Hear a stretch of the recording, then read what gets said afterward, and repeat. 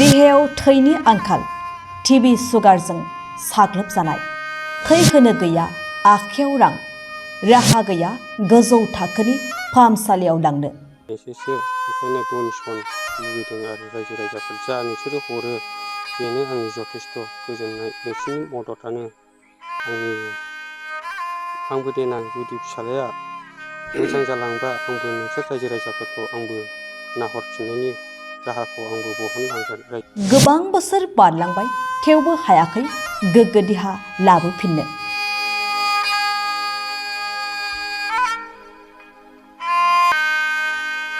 चिरांनि फानबारि थाइख्राव बाथाबारि गामिनि जोंसार ब्रह्मनि बिसि रमनि ब्रह्मआ रां गैयिनि जानांदों हालाय हाफाय। बिसिनि लोमजानाय देहाखौ मोजां फारसे लाबोनो गोबां नाजासेयावबो हायाखिसै जोंसार ब्रह्म मुंनि फिसाइया। नखरनि जानाय, फिसाज्ला सासेनि फोरोंनाय खरसाखौ खुनुरुखुम दिहुननो हानाय नखरा राहा गैयैयाव रायजो राजानि अननाय नागिरदों। अनफावरि सुबुंफ्रा रमनि ब्रह्मनि account number 591404117774 IFSC IDIV 000U518 आव हेफाजाब खालामनो हागोन। नंगौ रायजोफोर, आंनि हिन्जावा बुहुद बोसोर जाबोबाय, बेमार आजारजोंनो गेरेबलांबाय। आंबो बेसेखौ मावनानै बेसेजों हाजिरा मुजिराजों आं नायबावनो। दा नोंसोरनिफ्राय रायजो राजानिफ्राय आं एसेसो ओंखायनो डनेसन लुगैदों आरो रायजो राजाफोर जा नोंसोरो हरो बेनो आंनि जथेस्थ' गोजोननाय। नोंसोरनि मददआनो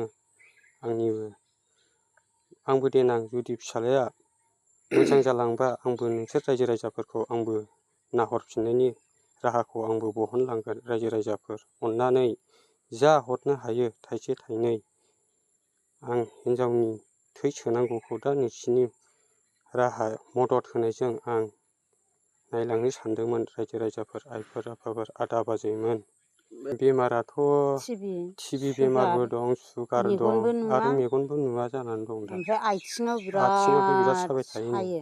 सरकारि हस्पिटालावबो नायगासिनो दंबाय थाखायोमोन नायनायालाय, मोजाङै नायदों सरकाराबो। दा बेमारानो हामा, दा मा खालामनो।